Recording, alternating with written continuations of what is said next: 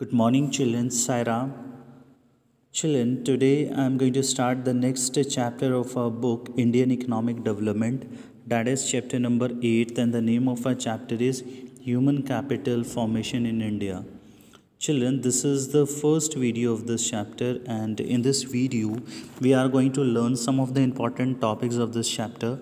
Like, we are going to learn first the concept of human capital and human capital formation, the determinant or the sources of human capital formation, role of human capital formation, problems facing human capital formation in India, and at very last, we are going to learn the education as an essential element of human resource development. So, children, let us start with the first topic, the concept of human capital and human capital formation. Children, human resources are vital from the point of view of economic development, and in the modern world, all the planners believe that the building of a strong nations depend upon the development of the people and the organizations of the human activity. So if this resources is developed properly, it can do wonders. So the development of human resources means increase in the quality of human beings, which helps in the process of growth and development of the economy.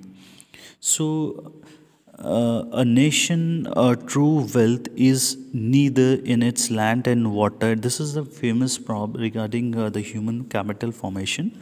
So, children, according to the Professor Whipple, a nation's true wealth is neither in its land and water, nor in the forest and mines, nor in its flocks and herds, nor in dollars, but in its wealthy and happy men, women, and children. So, the economic growth of any nation can be considered when the peoples living in that country will be happy, and there is an overall growth and development in the economy. So, human capital means it refers to basically the sum total of stock of skills and expertise of a nation at a point of time. It is the sum total of skills and expertise of engineers, doctors, professors, and the workers of all types who are engaged in the process of the production.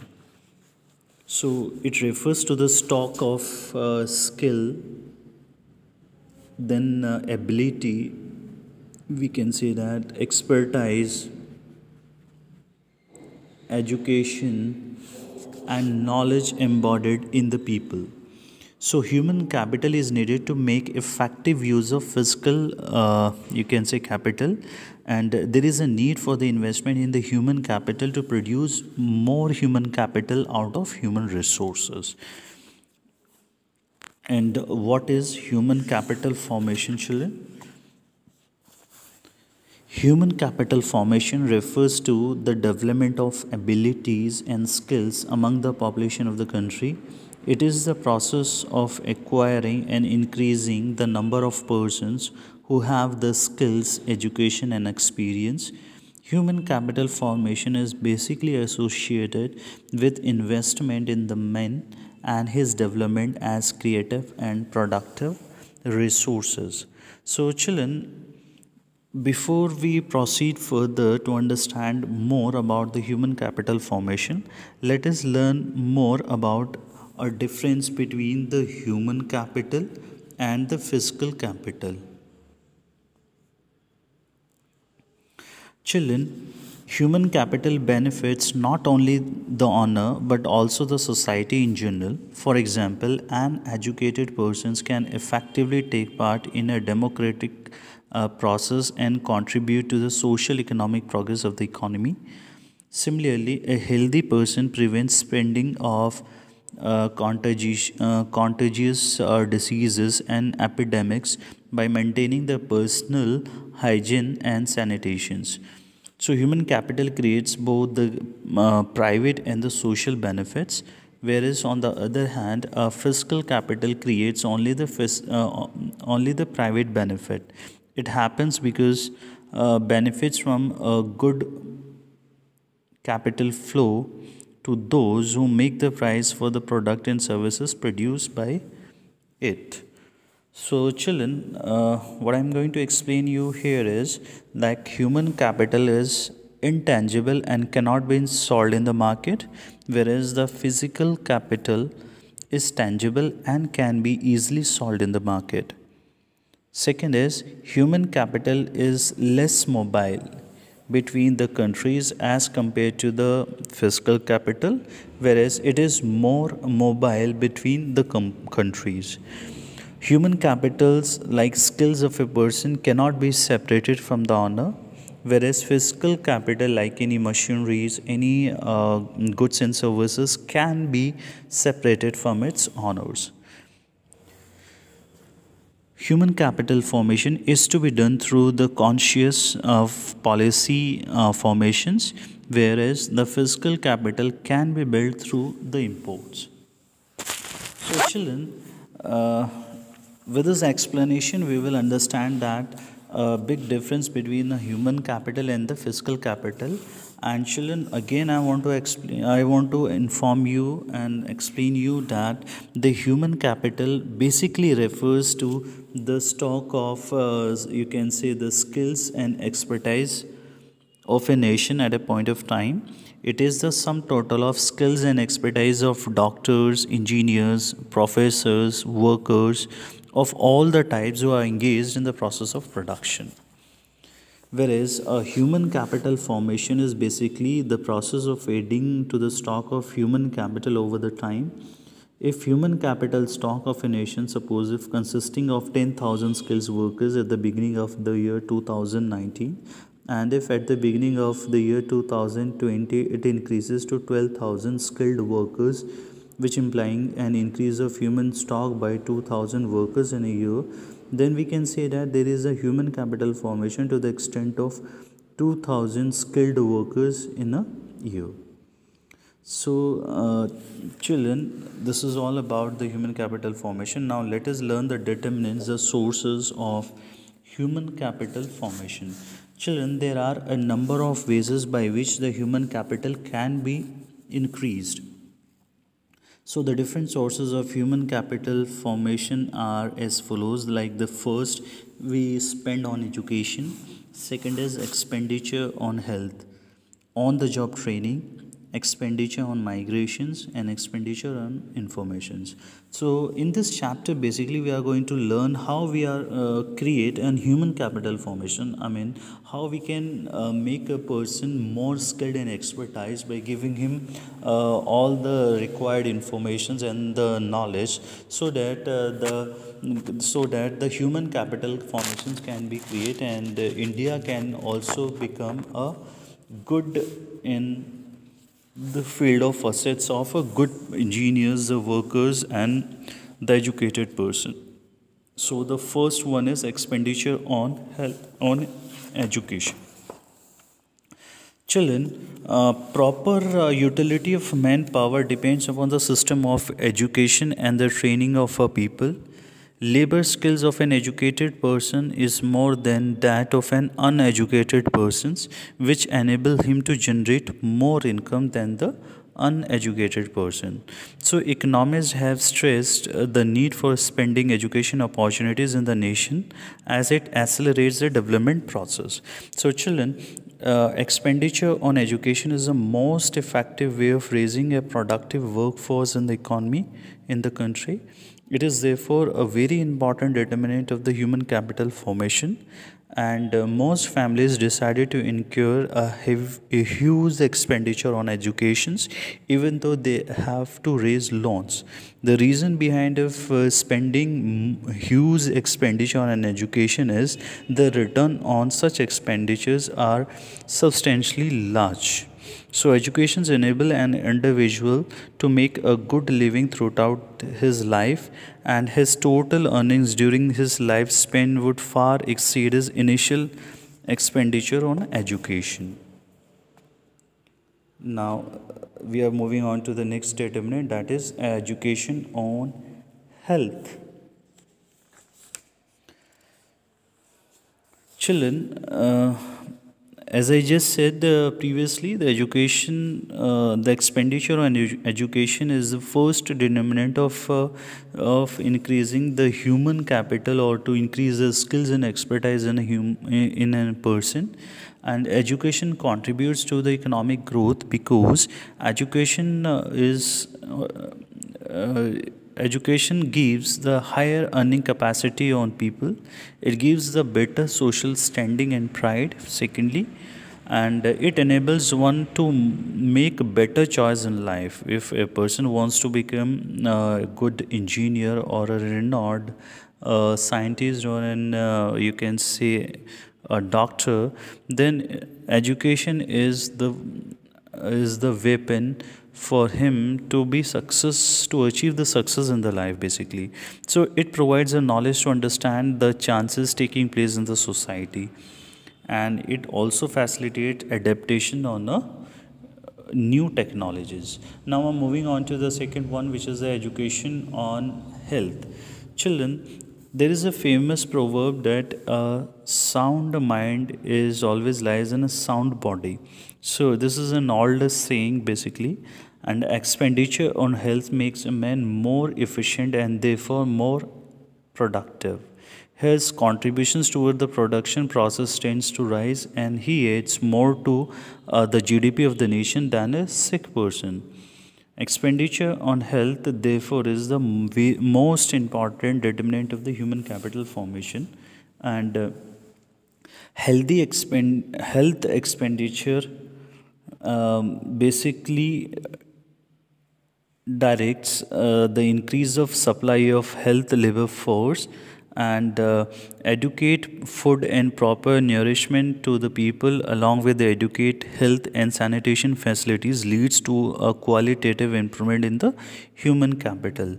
So therefore expenditure on health is very important to build and maintain the productive labor force, and to improve the quality of life of a people in the economy. Now the third one is on the job training. Children, on the job training helps the workers to sharpen their specialized skills. It enables them to raise the level of their efficiency productivity. As stated earlier, children, the productivity of a physical capital is substantially enhanced with an improvement in the human capital. Due to these reasons, many firms provides on-the-job training to their workers. Such trainings has the advantage that it can be provided fast and without much cost. So firms are always inclined to undertake on-the-job training programs because the returns is far exceed the cost of such programs, and expenditure on such training programs therefore is yet another important determinant of the human capital formations. Now the fourth one is the study programs for adults.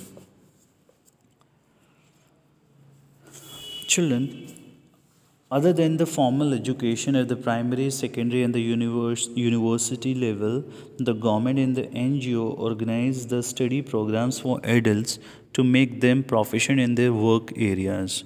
So this enhances their productivity, serving as a source of human capital formation.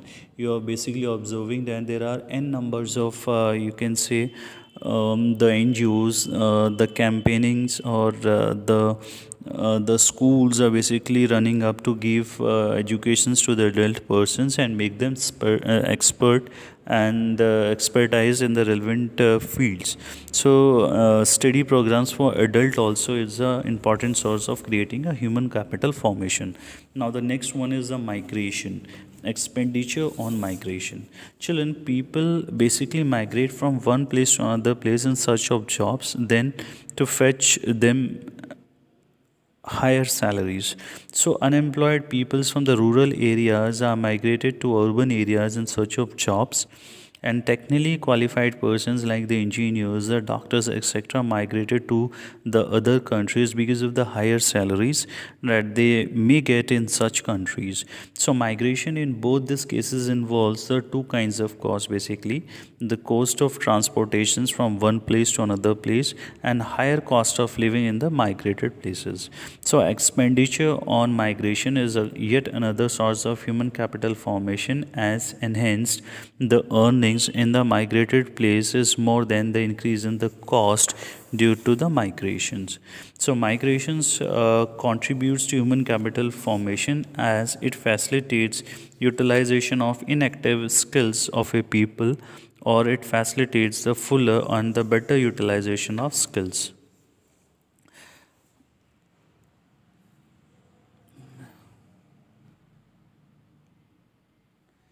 Now, children, we're moving on to the next topic, that is role of human capital formation and economic growth. Children, economic growth means the increase in the real income of the country. The contribution of an educated person to the economic growth is more than that of an illiterate person. And similarly, a healthy person also contributes to economic growth by providing uninterrupted labor supply for a longer period of time. So, we can say the following observations highlights how the human capital formation contributes to the process of growth and development. Now in that, the first one is change in emotional and material environment of growth. Children, human capital formations generate basically a change in emotional and material environment of growth. Emotional environment becomes conducive to growth as people tends to acquire growth oriented attitude and aspirations, and we can see that material environment becomes helpful to grow to growth as the society now possesses the higher number of skills and trained workers to implement the plant and programs of the economic growth. So children, emotional as well as the material environment also makes a big role in the formation of human capital. Now the second one is higher productivity of physical capital. So, children, higher capital formation basically raises the productivity and production of as knowledgeable and the skilled workers makes better use of the resources. So, human capital formation increase productivity of a physical capital, which is referring to the output per unit of a capital. Specialized engineers and the skilled workers can certainly handle the machines better than the others. So it enhances productivity and accelerate the pace of growth. Now the next one is next one is innovative skills. Children, human capital formation facilitates, you can say, innovations and create ability to absorb the new technologies. Educations provide knowledge to understand the changes in society and scientific advancements, which facilitates inventions and the innovations. And similarly, the availability of educated labor force facilitates adaptation to the new technologies. So we can see that human capital formation facilitate innovations, the undercurrent of growth and development. Larger the number of skilled and trained personnel, greater the possibilities of innovations in the area of production and the related activities. And innovation is the lifeline of growth, as we all know. Next is the higher rate of participation and equality. Children, by enhancing the productive capacities of the human labor force, human capital formation induces the greater employment. This increases the rate of participation, which is the percentage of the labor force participating in the process of production, or simply the percentage of employment of the existing labor force. So, children, formation of human capital raises the life expectancy also of a people. Health facilities and availability of nutritive food enable peoples to live a healthy and a long life. So, this is the determinants of the human capital formation in India. There is a cause and effect relationship between the human capital and the economic growth. Human capital formation stimulates the process of economic growth. So, a higher income basically facilitates the higher investments on the educations and the skills, implying human capital formation. And in this way we can understand that the human capital formations promote the process of growth, and growth promotes the process of human capital formation. Now children, we are going to learn the problems which are facing in forming human capital formation in India. In this way we are going to learn how is the problems we are facing in creating the human capital formation in India. The first one is the rising population. Children, rapidly rising populations adversely affect the quality of human capital, and this is because of it reduces the per head availability of existing facilities relating to the housing, sanitation, drainage, water system, hospitals, educations, and power supply. So children, if the populations are going to be increasing rapidly day by day, then the per capita availability of various resources, all the existing facilities related to the highs or relating to the housing, sanitations fall short, and this will create a problem in creating the human capital formation in India. So we reduce availability of this kind of facilities lead to a fall in the quality of life, which in turns this lead to a fall in the capacity to acquire the specialized skills and knowledge. Now the second one is the brain drain. Brain drain means migration of the people are like the peoples, you can say, migrated from one place to another place in search of a better job opportunities and the handsome salaries, which leads to a loss of quality people like the doctors, engineers, etc., who have high caliber and are rare in a developing country. So the cost of such losses of the quality human capital is very high. So migration of the people, both migration of the peoples who are born and brought up, educated and trained in our country, and he's starting working to the developing countries, is a serious threat to the process of human capital formation in India. So those who decided to migrate are persons basically of the high caliber, such as the scientists, administrators, executives, engineers, physicians, educationists, etc. So the problem of brain drain slow down the process of human capital formation in the domestic economy. Now the next one is deficient manpower planning. So children, deficient manpower planning means like not enough efforts has been made to maintain the demand and supply balances of ever rising labor force in a country. So as a result, the India is facing an explosive problems relating to the graduate unemployment. So it is a said reflections on the weightage of the human power and skills expertise. Now the next one is the insufficient on the job training in the primary sectors. Children, we can see that the primary sectors, which is agriculture in particular areas, is a backbone of the Indian economy, and unfortunately it has not received due attentions in the area of the professional skills. And Children, this is also basically the problem of human capital formations. The traditional wisdom, basically it predominates the primary sectors, and that on the job training programs are highly skilled, if not listless.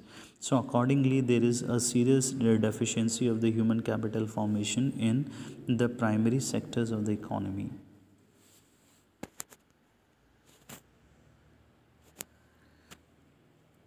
Next, we are going to learn the low academic standards.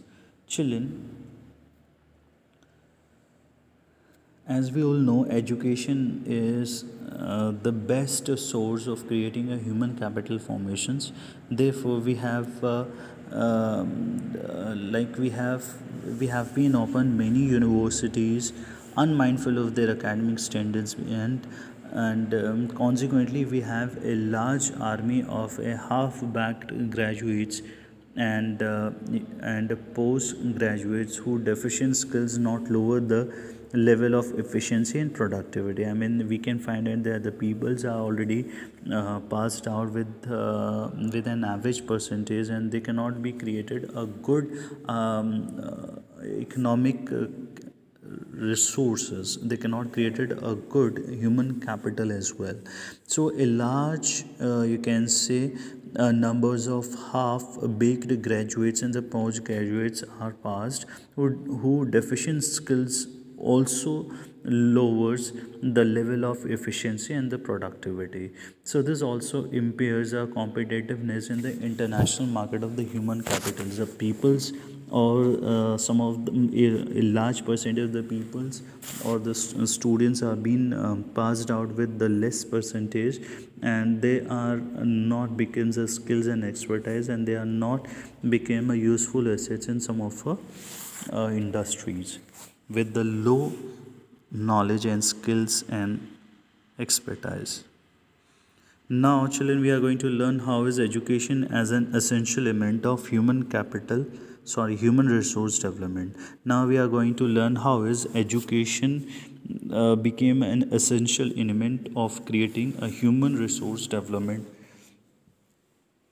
So, children, the term human capital and human development sounds similar, but there is a clear distinctions between them. So, education is an essential element of the human resource development. Education implies the process of teaching, training, and learning, especially in schools or colleges, and it improves the knowledge and developed skills. So, education is, you can say, the undercurrent of economic and the social, you can say, change.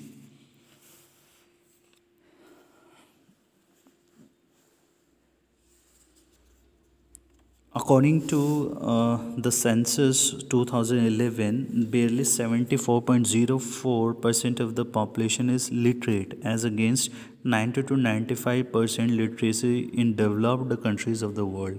So, if we're comparing the education percentage, the educated peoples, the literacy period, the peoples of a country with the rest of the world, we find that as comparing with other countries, the number of literate person are very less in number. There is 74.04% of the total populations, whereas in the foreign countries we find that there are 90 to 95% of people who are literate in the developing countries of the world.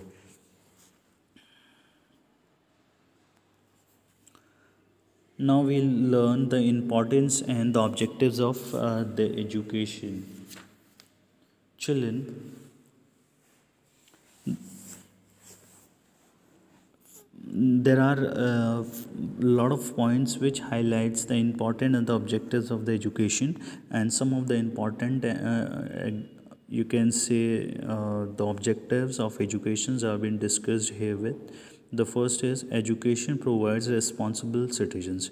Just because of the peoples who are became skilled and expertise and are well educated, now this peoples becomes a responsible citizens of a country. Second is it develops the science and technologies. Third is it facilitates the use of natural and human resources of all regions of the country. Fourth is it expands the mental horizons of the people. So if a person is educated, then it create a well-educated man, a well-educated environment around him. So it helps the economic development through the greater participation of the people in the process of the growth and development, and it promotes the cultural standards of the citizens, and it develops the human personality as well. So now we are going to learn the need for the economic intervention in education and health.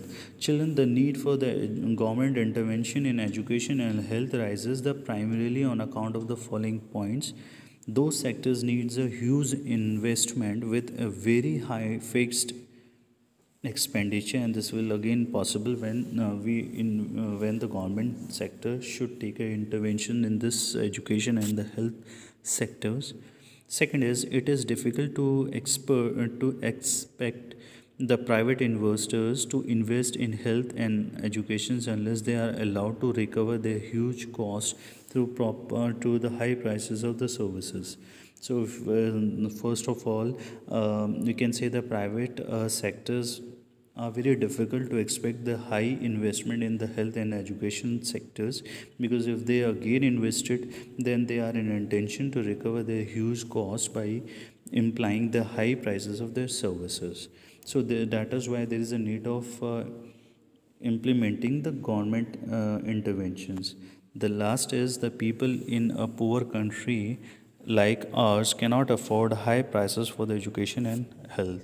So, children, accordingly, these services would remain beyond the reach of the most people unless they are subsidized or directly provided by the government.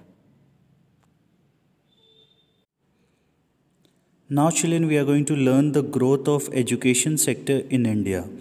So, children, the following observations indicate the growth of education sector in India.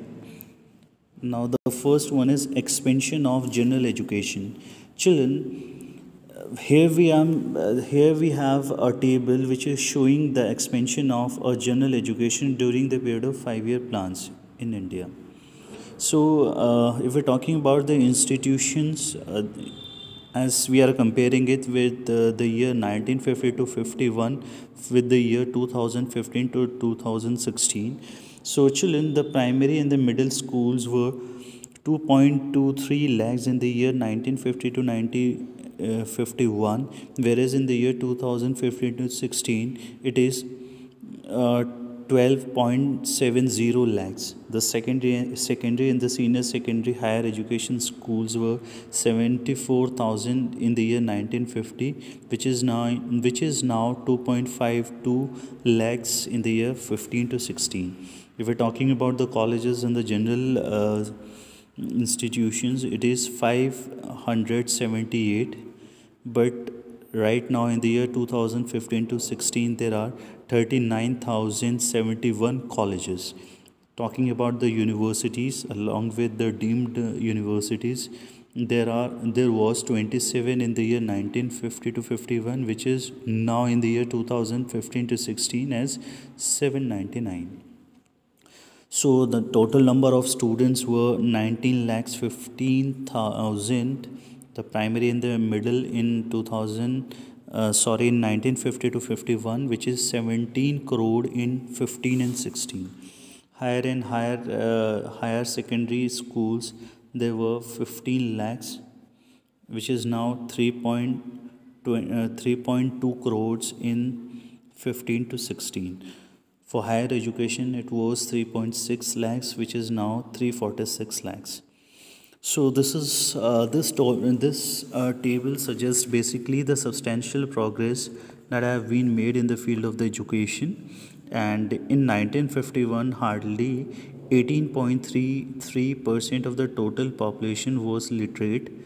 But in the year 2011, the percent of literate increased to 74.04%. Now we're learning the elementary education. Children, elementary educations cover students from class 1 to class 8, which is primary and middle age group. from the with the ages of 6 to 14 years of students. So the number of primary and middle schools has considerably increased. In 1950 to 51, there was the number of the students was 2.23 lakhs, but in the year of 2015 to 16, the number increased from 2.23 lakhs to 12.70. So these are the primary and the middle schools, the elementary educations, which has show a substantial increase in the total number of schools and colleges. So, however, the low percentage of admissions of the children in the primary classes point to the education backwardness in the country. So, social and economic poverty is the primary and the principal causes of educational backwardness. Now, children, the secondary and the senior secondary education. Children, as we all know, in the year 1950 to 51, there were 74,000 secondary and senior secondary school levels of children, school colleges. In 1950 to 51, there were 74,000 seniors and secondary senior secondary schools with 15 lakhs of students. But in the year 2015 to 16, the number of secondary and the senior secondary schools rose from 74,000 to 2.52 lakhs, and the number of students went up to 3.2 crores.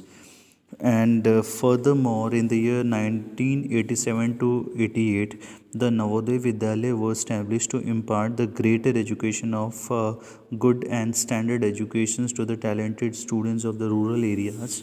And the schools provide boarding facilities to the students as well.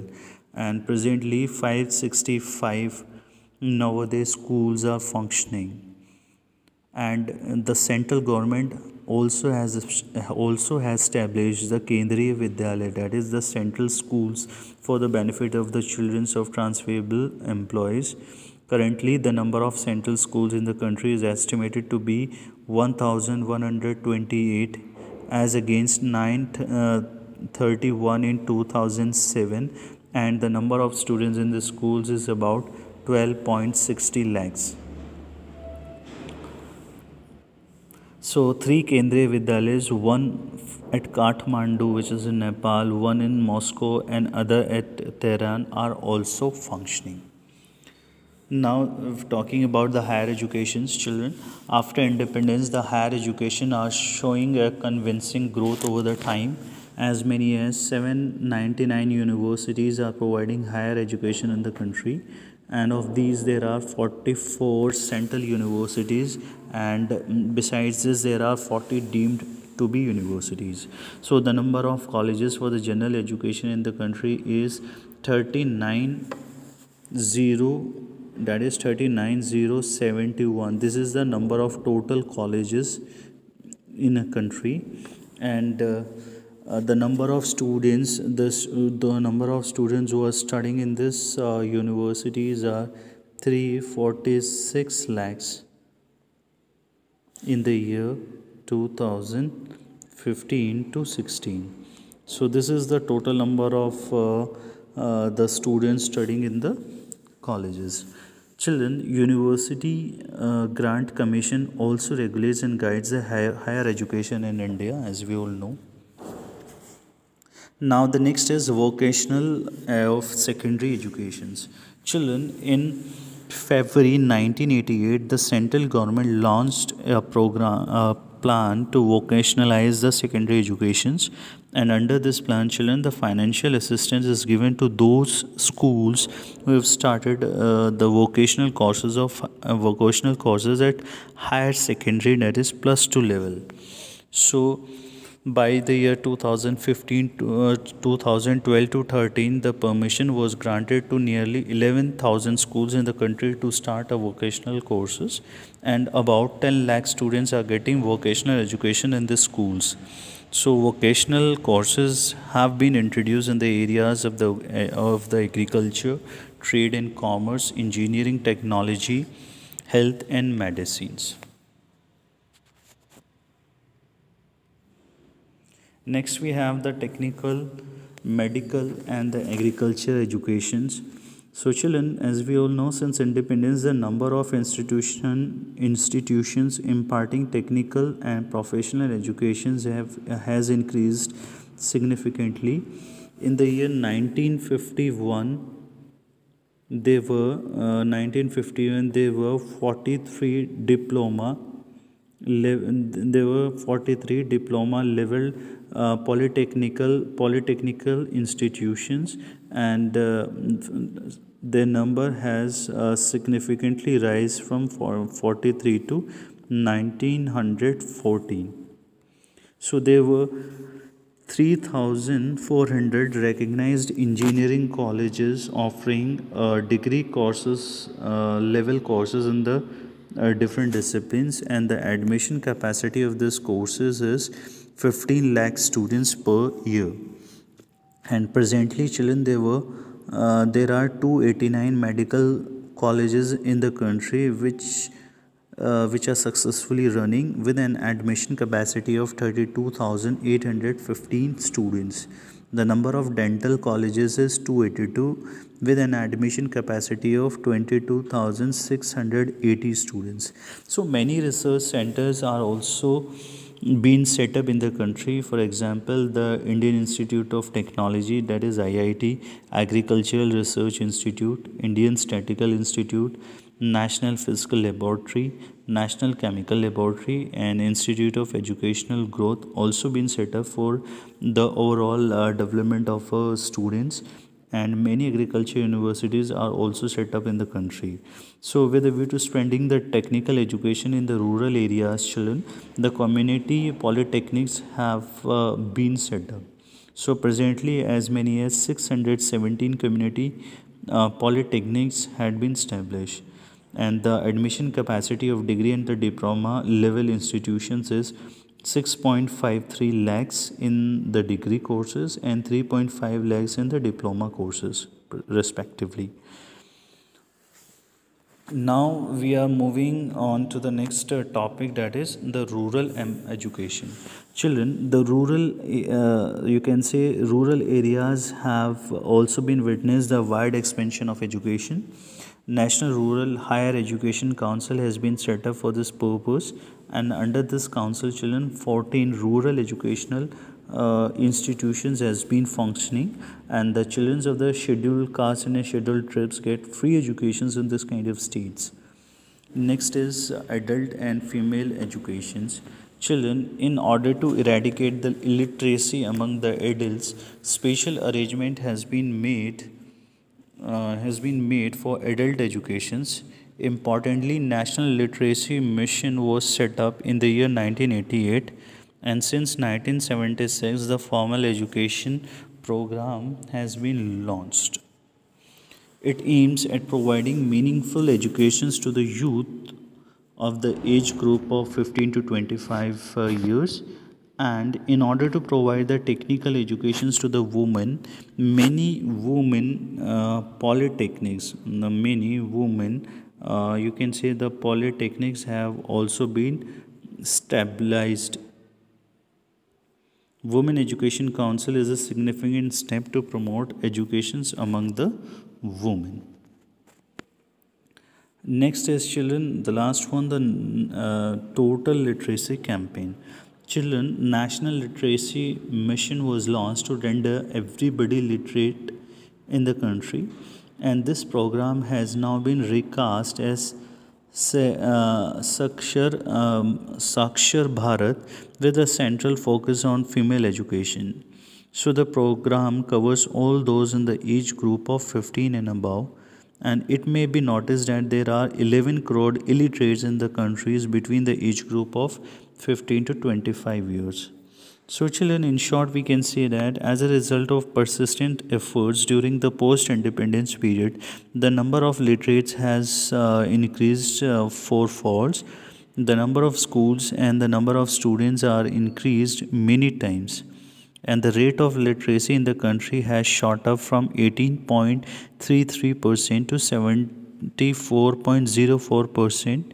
In the state of Kerala it is 94%, which is known as the highly literate state of a country. In December 1993, in the conference of nine most populous country of the world held in Delhi, a plan to give concrete shape to the objective of education for all has been formulated.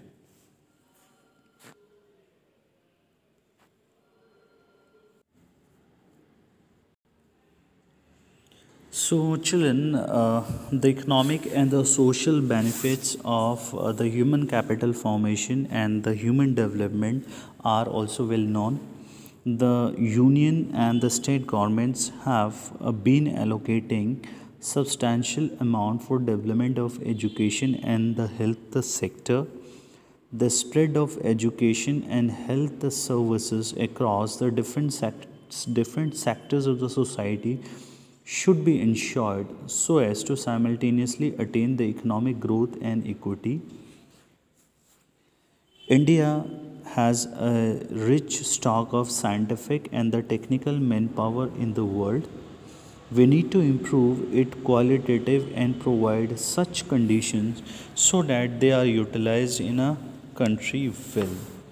So, children, with these facts, we can understand that the education in India is very important to shape the human capital and to make the human capital formation. So, government is strictly looking into taking the various steps just to increase more and more human capital formation by implementing innovative skills in a person, by growing innovative skills and expertise of a person, by improving the education sectors as well as the health sectors. So children, I hope in today's video you will understand the basic ideology of a country to shape the human capital formation and to make itself a self-sufficient in comparing with the other countries as well. So children, thank you so much for watching the video, and I hope in today's video you will understand all these points. And thank you so much again, and have a nice day. Sai Ram.